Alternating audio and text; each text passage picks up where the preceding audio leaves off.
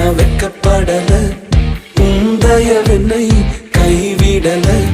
வெறும் கையாய் கடந்து வந்தேன், இரு பரிவாரங்கள் எனக்கு தந்தீர். வெறும் கையாய் கடந்து வந்தேன், இரு பரிவாரங்கள் எனக்கு தந்தீர்.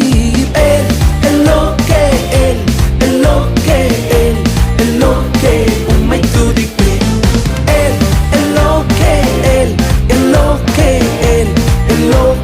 உம்மை துதிப்பேன்.